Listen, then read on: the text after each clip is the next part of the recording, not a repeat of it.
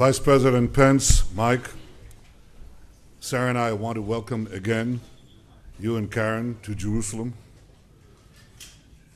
We've known each other for a good many years, and from the day I met you, I knew you were a true friend.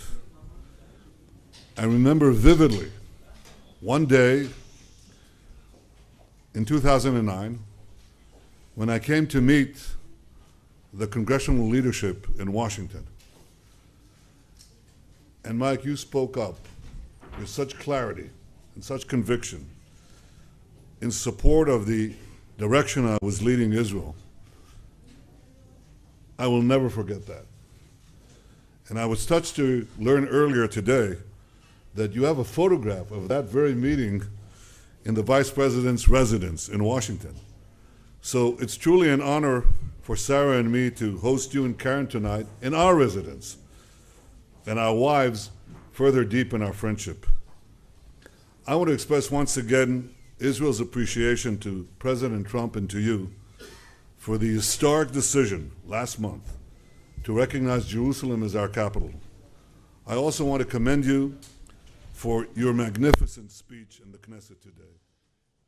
You saw people standing up again and again, applauding you, applauding the principles that guide your policy, applauding the genuine friendship that emanates from your heart. It was a powerful expression of the enduring bond between our two countries and of your personal commitment to Israel, the commitment of President Trump and your entire delegation. Earlier today, we discussed both common challenges and common opportunities in a very turbulent Middle East. And the foremost challenge comes from Iran.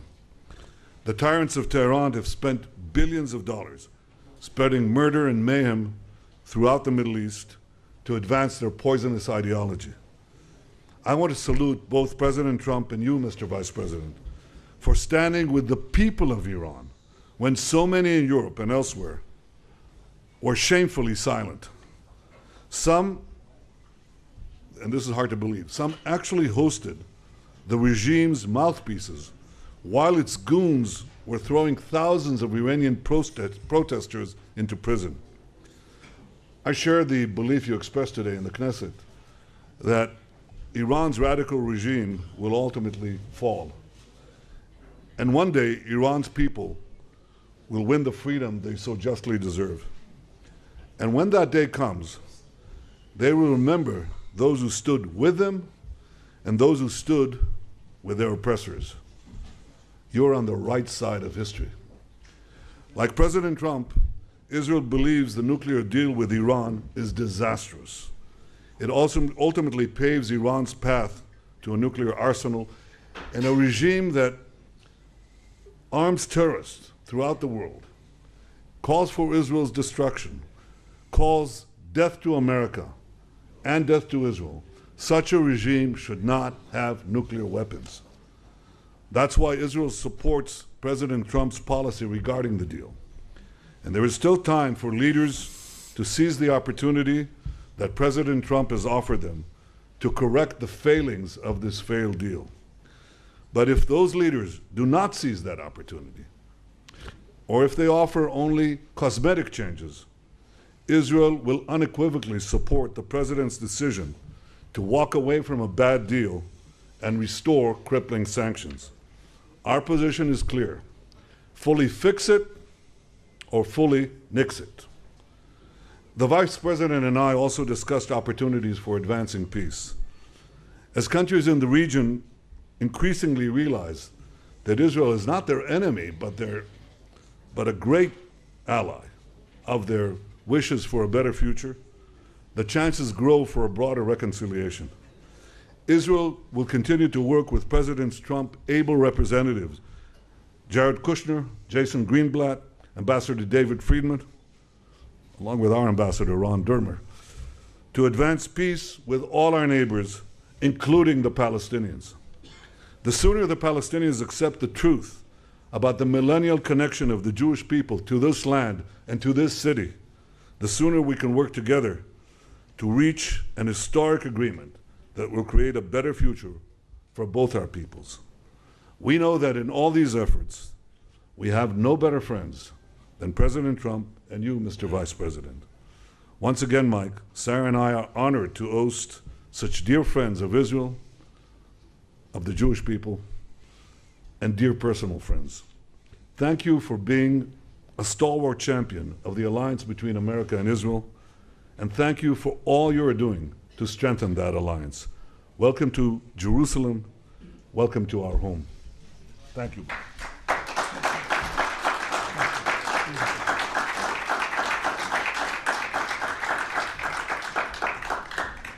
Well, Mr. Prime Minister and Sarah, it is a great honor for Karen and me to be in your home tonight.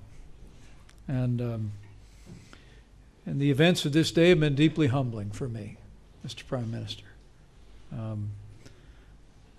The American people cherish our relationship with Israel. And your comments today before the Knesset, your comments here this evening, your gracious words toward our president and myself are deeply meaningful to me, and I know meaningful to every American who cherishes our historic alliance.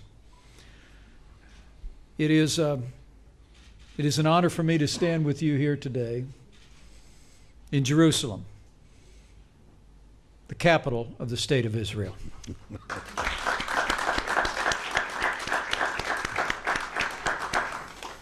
I spoke to the president this afternoon, shortly after my address, and he asked me to give you not only his greetings, but his thanks.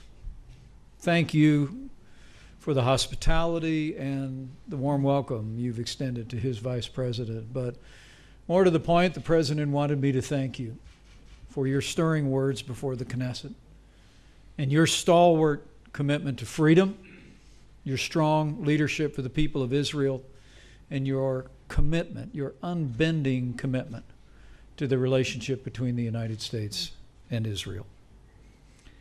Over the past 3 days, I've had the opportunity to travel across this region. Met with President el-Sisi in Egypt, King Abdullah in Jordan. We talked about the changing times in which we live.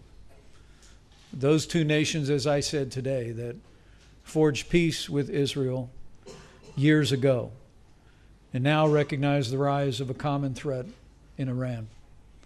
And the opportunity that we have for, in your words, Mr. Prime Minister, a broader reconciliation across the region.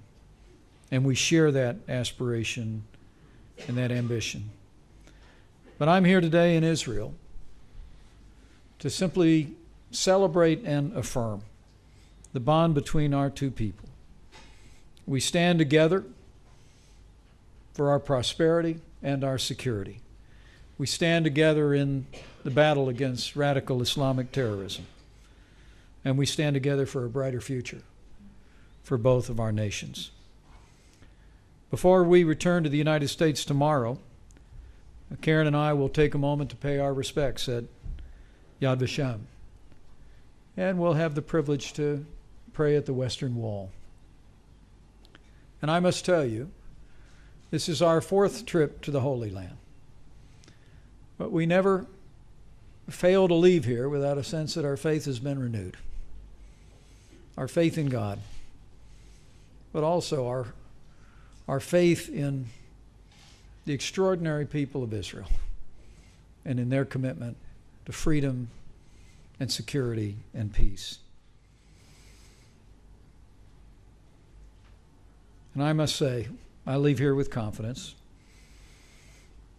that with President Trump in the White House and with your strong leadership here in Israel, that the best days for the United States and our most cherished ally, Israel, are yet to come. Thank you. Karen and I look forward to a lovely dinner with you and Sarah, and we are grateful for your friendship and hospitality.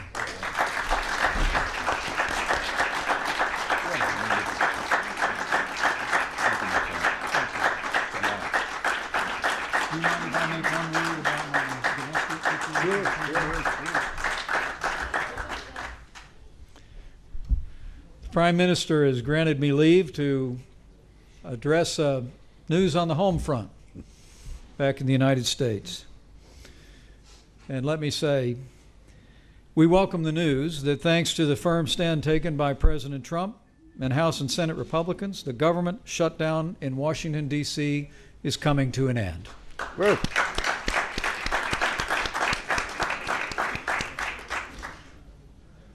now, the American people know what happened here. A minority in the United States Senate chose to shut down the government, denying our soldiers benefits and wages that they earned, jeopardizing government services just to advance an issue pertaining to illegal immigration. But the Schumer shutdown failed.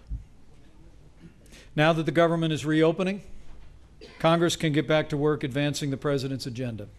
An agenda that's already created more than 2 million jobs, is setting records on the American stock market, has restored American strength and credibility in the world. And I look forward to returning to Washington, D.C. tomorrow and working closely with members of Congress to continue to advance our president's agenda. And it is, Mr. Prime Minister, an agenda that's making America great again. Thank you for the opportunity. thank you.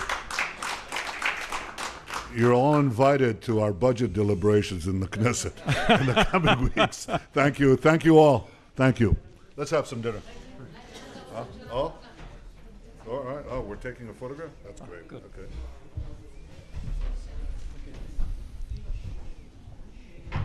And we now ask Ms. Sarah Netanyahu and Ms. Karen Pence to join the Prime Minister and the Vice President for a picture.